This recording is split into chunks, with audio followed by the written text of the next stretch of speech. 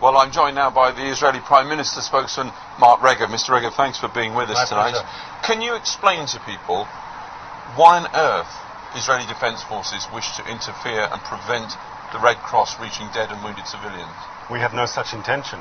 I mean, ultimately, we will do what we can, what needs to be done, to work with humanitarian organisations like the Red Cross.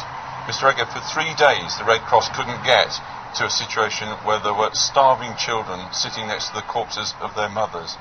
A lot of our viewers will be saying, in the name of humanity, what kind of government allows its soldiers to stop the RC getting to those people?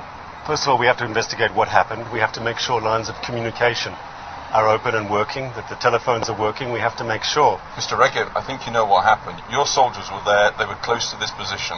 The Red Cross are not in the business of making this I know, up. and we take the Red Cross very seriously, and that's why we're investigating. But I think you should also be aware that Hamas is playing the game of atrocity propaganda. I'm not talking about Hamas, I'm talking about your soldiers preventing the Red Cross. No, I'm inviting you, Mr. Regev, to apologise to the Red Cross for this. We want to work with the Red Cross. We see them as playing an important role. We have a good relationship with them. We want to continue that relationship. There's a difficult combat situation, as you know, in Gaza. In spite of the difficulties, we want to work with the Red Cross and help them do their job. Mr. Regev, the Red Cross had to walk 1 kilometre to reach these people. Your soldiers prevented them getting their ambulances in. Your soldiers forced the Red Cross to get these people out, starving children, on a donkey cart. In the name of humanity, what is Israel doing?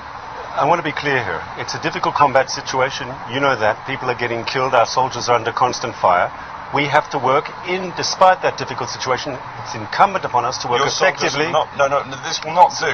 Your soldiers were not under fire How do you know that, sir? How do you know that? 3 days my soldiers were not under fire? I'm not talking about 3 days. The Red Cross knows if my soldiers were under fire. They went in there to rescue those people. They were not under fire. At that particular time, but maybe many situations were. Maybe they were in danger. You don't know this. Your sources here, I'm saying they're good sources, but they're only giving part of the picture.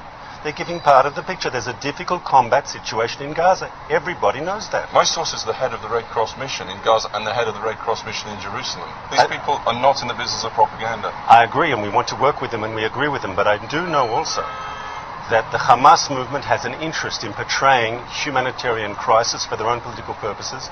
We want to work with the international community, with the Red Cross, as best we can in a difficult situation to alleviate this sort of hardship. The Red Cross is saying that trust has broken down. Israel, almost alone globally, appears not to recognise the neutrality of the Red Cross. On the contrary, we want to work with the Red Cross. I'll say it again. We think they're an important organisation. We want to work with them. We will do what we can to facilitate their important work. And if we've had problems because of the very difficult combat situation, we'll work to solve those problems. Can we expect an official apology, at least for this one incident, in the coming days? If we find that we did something wrong, of course we'll be talking apologise, but we have to get all the facts in. That's a promise.